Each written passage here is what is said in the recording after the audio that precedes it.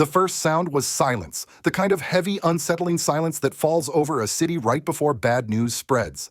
In Ouagadougou that night, people felt something was wrong long before anyone dared to say it out loud. Mothers pulled their children inside. The radios crackled with strange pauses. Soldiers walked faster than usual, scanning the shadows. Rumors began to travel through the dusty streets. They tried again. Another attempt on the young captain's life. For many Americans, this may sound like the plot of a thriller, but for the people of Burkina Faso, this silence has become familiar. The silence that comes every time foreign hands, hidden networks, and old colonial ghosts take another shot at a leader who refuses to kneel. And this time, the plan was darker than anything the country had seen before. No invasions, no tanks, no distant drones. The attackers didn't need any of that. They only needed one man, one trusted face, standing a few steps behind President Ibrahim Traoré as he bowed his head to pray. $5 million, full citizenship for his family, a new life in a land far away. That was the price placed on the life of the most targeted leader in Africa today. And the moment chosen for his death, a moment of prayer, reveals something painful, something that echoes through Africa's long and tragic history. The people with the power to destroy a nation are often the ones closest to its leader. Tonight we dive into the story the world was never meant to hear, the secret, offer the moment of betrayal, and the loyalty that saved a president from the fate of men like Lumumba and Thomas Sankara. But before we go deeper, let me ask you, if someone offered you a fortune to betray your country, what would you do? And do you believe President Ibrahim Traoré's push for sovereignty is strong enough to survive the enemies closing in around him? If you care about truth more than headlines, stay with us and share this video so more people understand what is really happening in Africa today. Long before the story reached the news, long before anyone whispered the words, another assassination attempt, a quiet meeting was already taking place in the shadows. It did not happen in a war room, nor in a foreign embassy, nor in the offices of intelligence contractors who often operate behind polished doors and diplomatic smiles. No, this one happened far more quietly in a place chosen specifically because no one would notice. The men who arranged it understood something very simple: to kill a leader who stands against foreign control, you do not attack him from the front. You break the trust behind him. And so they reached out to one man, the only man who walks behind President Ibrahim Traoré at every event, every ceremony, every chaotic frontline visit, every late-night prayer. His bodyguard, a figure rarely photographed clearly, rarely identified, but always present. A man whose loyalty has become part of Burkina Faso's heartbeat. According to his own testimony, the approach was discreet, almost polite, delivered by people whose identities were hidden behind layers of deniability, men who spoke softly, dressed simply, and acted as if they were offering a business deal rather than plotting the death of a sitting head of state. They made sure their words were calm, measured, wrapped in false respect. They understood human weakness. They understood poverty. They understood temptation. They had used this method before in other African nations, and they believed they would succeed again. Then came the offer, $5 million. Not promises, not negotiations, cash. And not just money, full citizenship in a Western country, permanent residency for his entire family, relocation assistance, identity change, protection, housing, healthcare, everything. A complete escape from the dangers of living next to one of the most hunted leaders on the continent. To the plotters, this was logical. They were offering a man from a poor country the chance to leap directly into luxury. To them, the answer should have been obvious. They had seen men take far less for far more blood, but what they did not understand, what they underestimated, was the depth of dignity inside the man they targeted. Yet the most chilling part wasn't the money. It was the timing. They told him exactly when to do it. Not during a rally, not during a convoy, not during a military meeting. No. They told him to pull the trigger at the moment Ibrahim Traoré bowed his head to pray. They described it as the perfect moment. His head lowered, eyes closed, unaware, defenseless. It will look clean, quick, certain. It was a moment chosen with cruelty, a moment when any man stands alone before God, stripped of titles, rank, and power. For millions of Americans who grew up in churches, who remember kneeling beside their parents in wooden pews, that image is deeply familiar. It is a moment of humility, a moment no one should ever profane. For Traore, prayer is not a performance. It is a ritual he shares with ordinary citizens, farmers, mothers, soldiers, students kneeling beside him in open courtyards or dusty fields. In those moments, he trusts the man standing behind him with his life. And that trust is exactly what the foreign plotters wanted to corrupt. Imagine the weight on the bodyguard's shoulders to stand inches behind a president during prayer, knowing that in that very second he had the power to reshape the future of Burkina Faso, Mali, Niger, and the entire Sahel alliance. Imagine the pressure of carrying a deadly secret no one else could see. Imagine a fortune being dangled in front of one man with the promise of instant prosperity, safety, and escape. Many leaders in African history fell because someone close to them failed this test. Some for money, some for fear, some for promises of power. Every African elder knows this painful truth. Betrayal rarely comes from across the sea. It comes from the man who sleeps closest to the fire. But this time, the story took a different turn. The bodyguard said no, not just a soft refusal, not hesitation. A firm rejection spoken with the full weight of a man who knew exactly what it meant. He walked away from $5 million. He walked away from a second life in a country where he would never have to worry about safety again. And when asked why, he gave an answer so simple and so profound that it has now traveled across Africa. Will $5 million make me a king in their land when their children will mock me as a fool who betrayed his own? That was the moment the assassination failed. That was the moment loyalty outweighed greed.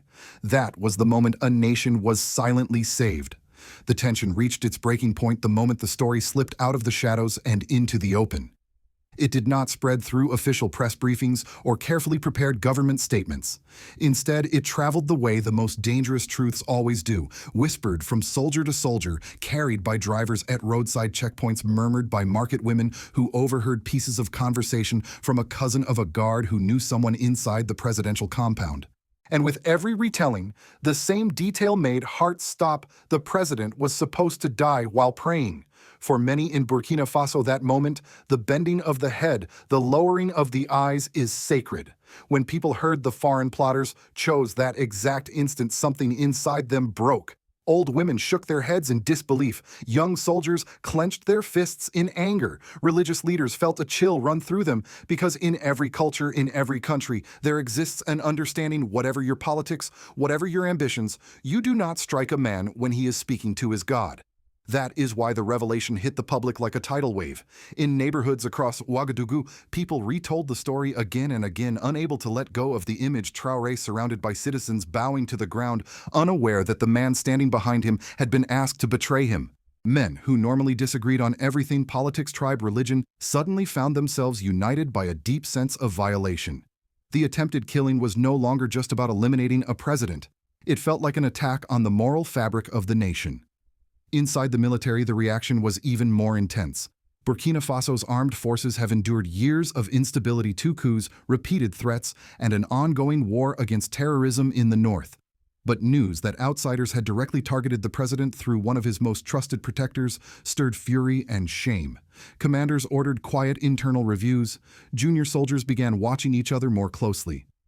Some admitted they barely slept that night. The most dramatic reaction came from the presidential guard itself, men who had served alongside the targeted bodyguard, who had eaten with him, trained with him, shared patrols with him, knew better than anyone what his refusal meant. They understood the magnitude of the temptation he faced, and they understood the courage it took to walk away from it. Some wept openly. Others stood in rigid silence, trying to process what could have happened. If the assassination had succeeded, the entire nation would have been thrown into chaos within minutes. Gunfire, confusion, blame, foreign media swarming like vultures, the kind of chaos Burkina Faso has seen before and fears deeply. Even the international reaction, though muted, carried tension. Western news outlets reported unverified claims, carefully avoiding any direct acknowledgement of foreign involvement. African independent media, however, exploded with commentary. Analysts across Mali, Niger, Ghana, Senegal, and even South Africa pointed out the same pattern. Every leader who refuses to obey Western instructions becomes an instant target, while those who enrich themselves and allow others to plunder national resources are left untouched. This public awakening marked a turning point.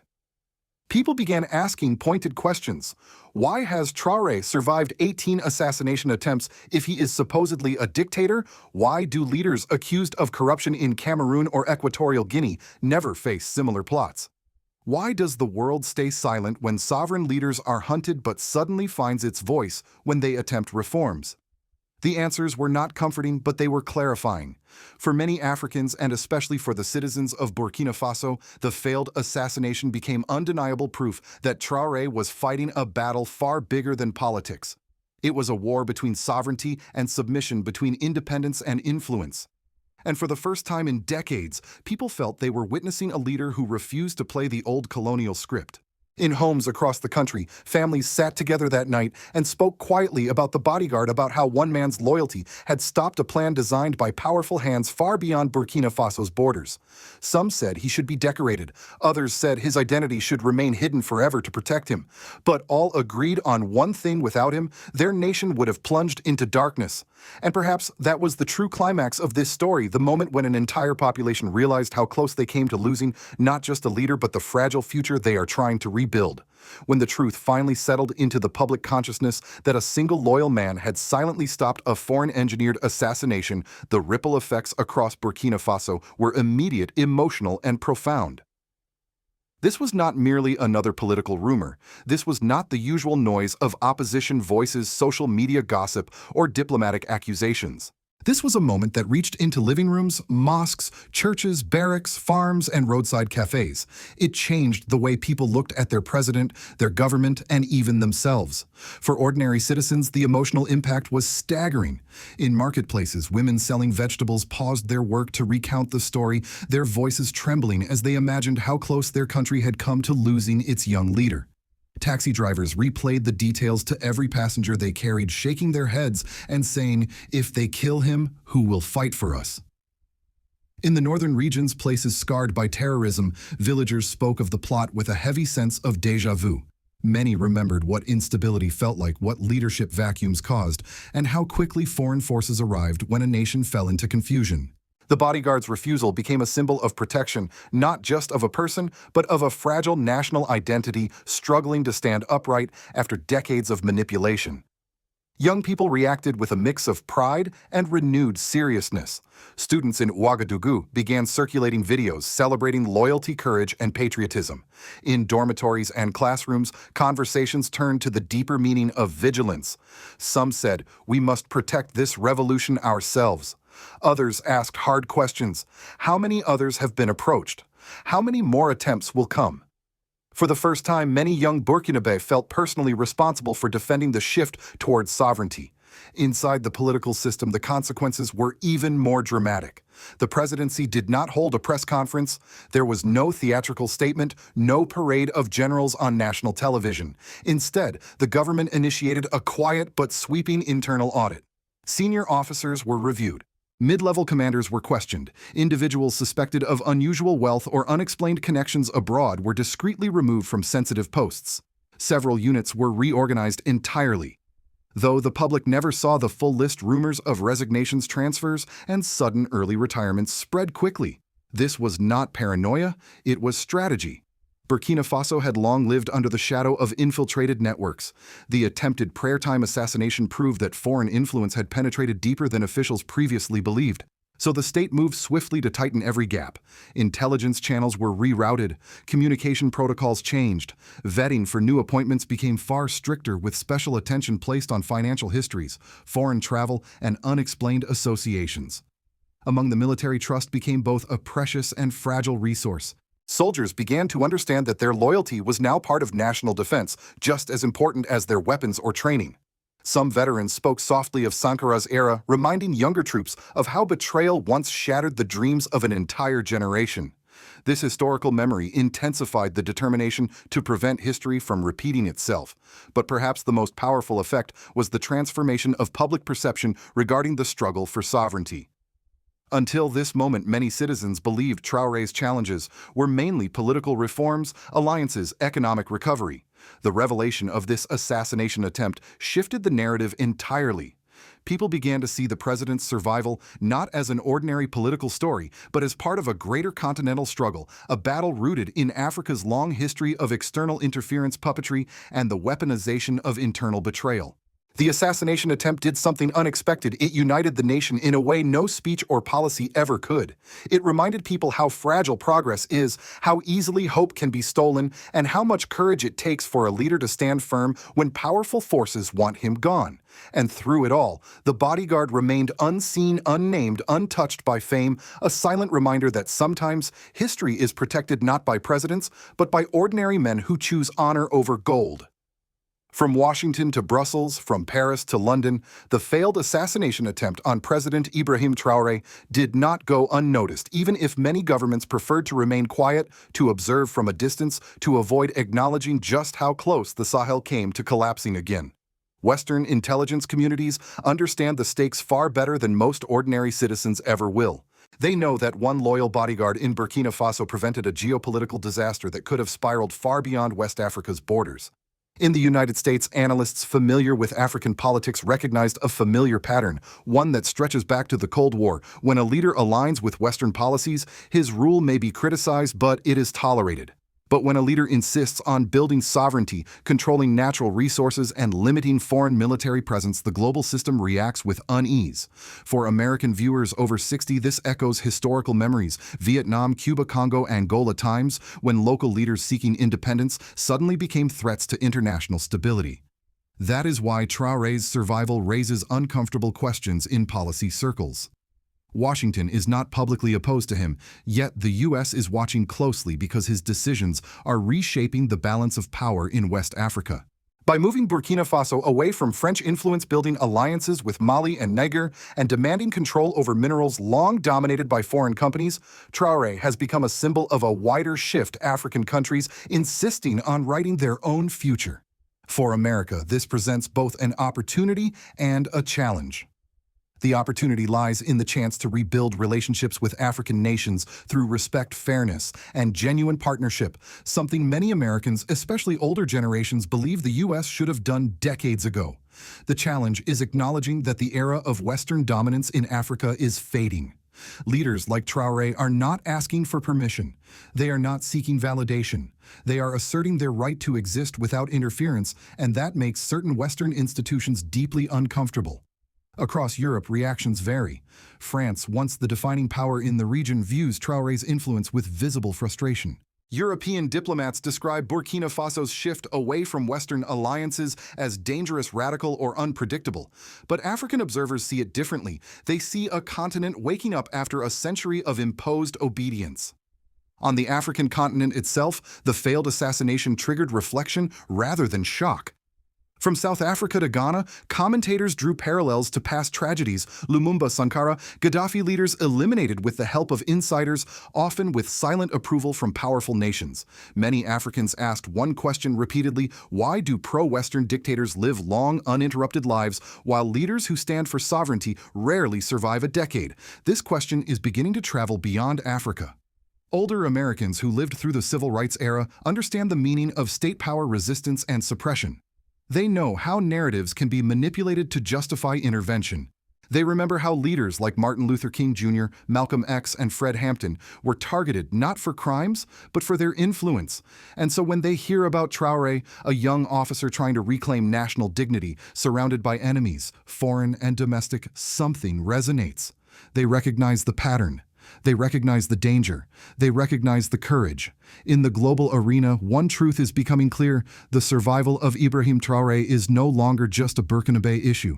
It is part of a larger conversation about who gets to lead Africa, who benefits from African resources, and whether a new generation of leaders will finally break the cycle of foreign-designed destiny. In the quiet hours after the failed assassination attempt, when the dust settled and the city returned to its uneasy rhythm, a sobering realization washed over the people of Burkina Faso. Their nation had stood at the edge of a cliff, and most of the world would never know how close it came to falling. One man's loyalty had protected not only a president, but an entire movement, a movement built on dignity, independence, and the simple belief that Africa should finally control its own future. But as powerful as that moment was, it carries a warning that cannot be ignored. History has shown again and again that foreign networks do not give up after one failed attempt. They adapt, they wait, they look for weaknesses. They search for another insider willing to trade a nation's future for a handful of promises. The story of Lumumba teaches us this.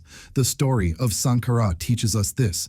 The stories of countless African leaders, some forgotten, some misremembered, whisper this same truth across generations. And so the question becomes, what happens next? For the people of Burkina Faso, the answer lies in unity. They cannot afford to become complacent. The forces that tried to eliminate President Ibrahim Traoré will not simply walk away because one loyal man refused their money. In fact, the failure might sharpen their resolve. The stakes might rise. The offers might grow larger. The methods might become more sophisticated. And that is why vigilance from citizens, soldiers, elders, and especially from the youth is no longer optional. It is the shield that stands between sovereignty and chaos. For the rest of Africa, the message is even broader. The attempt on Traoré is not just an isolated event. It is part of a long historical struggle between nations fighting to define themselves and powers seeking to shape them from afar. If a leader as heavily targeted as Traoré survived because one man kept his honor, what does that say about the fragility of independence across the continent? How many other leaders have fallen because the wrong person at the wrong moment made the wrong choice? And for American viewers, especially those old enough to remember the turbulent decades of global realignments, this story invites reflection. You know what happens when stronger nations impose their will on weaker ones. You have seen the human cost of interference. You understand the unseen battles behind headlines and political speeches. You remember leaders who were targeted because they dared to speak truth, because they inspired the powerless, because they refused to remain silent. That is why this moment matters. Burkina Faso stands at a crossroads, and the world is watching, some with hope, others with fear, and a few with quiet calculations. The survival of Ibrahim Traoré is not just a political event. It is a symbol of a continent trying once again to reclaim its future from the margins of global power. So I ask you directly, do you believe President Ibrahim Traoré's strategy of national sovereignty is strong enough to withstand the forces determined to stop him? And if Africa chooses a new path, one built on dignity and independence, will the world respect it? If you found value in this story, please share it. If you believe the truth matters more than the headlines, hit the like button. And if you stand with those who defend justice, independence, and the future of Africa, make sure to subscribe. Your voice helps keep stories like this alive.